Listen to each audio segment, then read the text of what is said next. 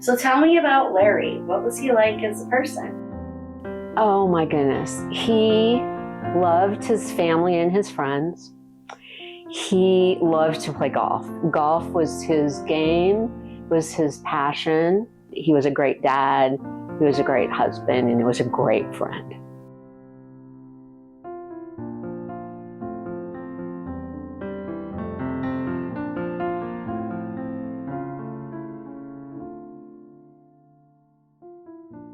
To the Cedar Valley Hospice Angels, I've been thinking and thinking about what I can write to you that would convey thanks from the bottom of my heart.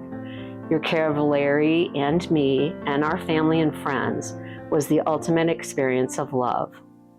All of our friends and family who visited him during both stays at the hospice home were amazed with the care of the staff, the beautiful home, and the environment of peace and love.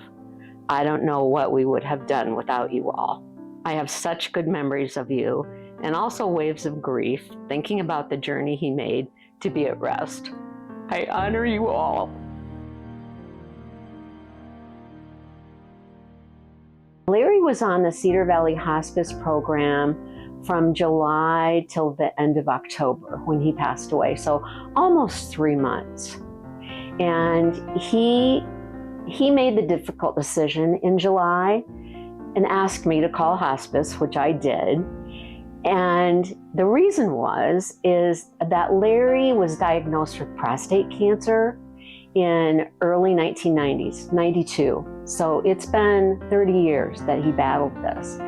And he had surgery at Mayo Clinic, and they knew they didn't get it all. And it was 6 years before it reared its ugly head again. Finally, in February of 2022, his vertebrae began to crush, and he was in severe pain. And he just got tired of the many trips to Mayo Clinic. In fact, they had a new therapy they were going to try, and he said, "No, I don't want to do it anymore, Mary. I'm done." I will not try to name everyone because I would be heartbroken if I forgot someone.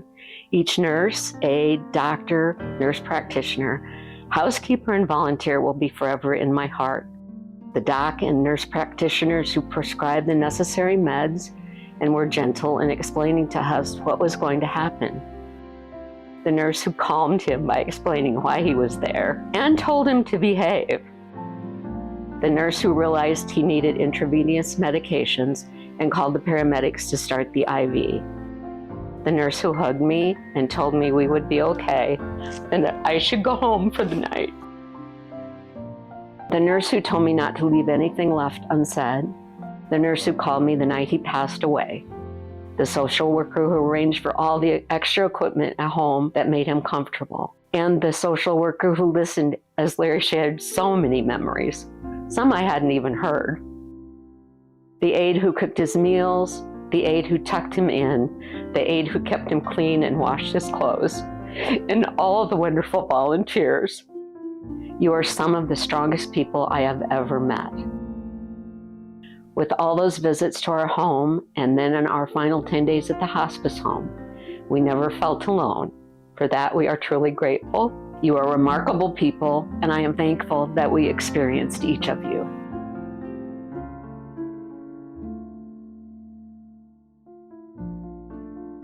My caregiving experience had been very limited because Larry did everything himself. He was very independent until the pain started. I tried, and we drove to Mayo Clinic, and I got the medication, and I watched it, and I monitored everything.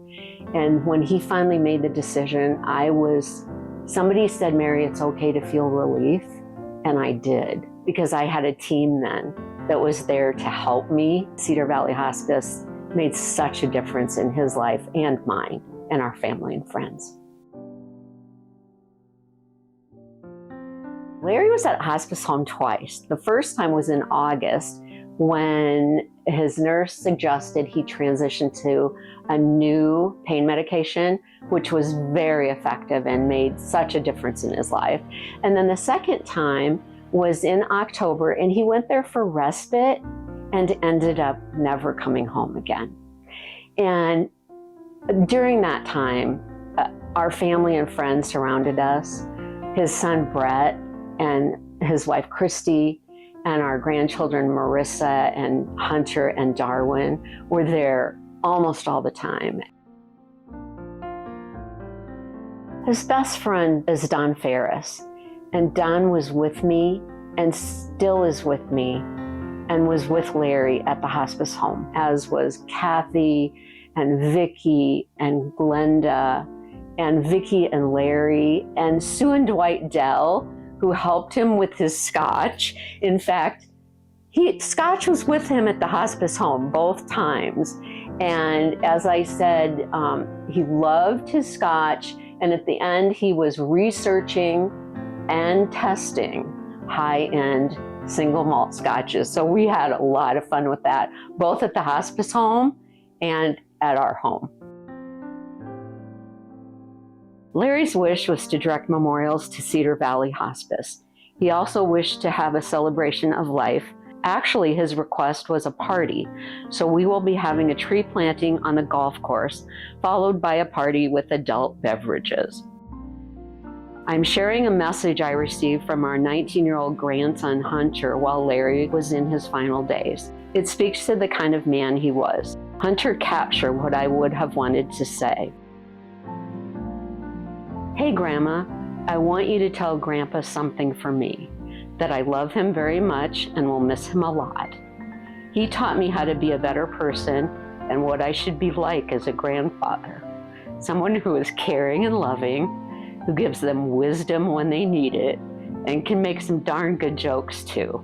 But his lessons he gave me about being a better person will always stick with me. And his love of scotch. That could almost rival his love for us, but I know he loved us more. I love you, Hunter.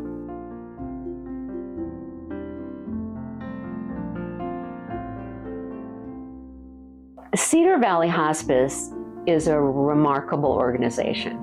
Remarkable people, professionals, confidants, caregivers, problem solvers. You don't know the number of problems that our in-home caregivers solve for both of us. Cedar Valley Hospice is not anything to be afraid of. It is something to welcome into your life. They can make, and they do make, a difference in the lives of the patients and their family and friends. We experienced that firsthand. It was truly a gift at the end. A gift.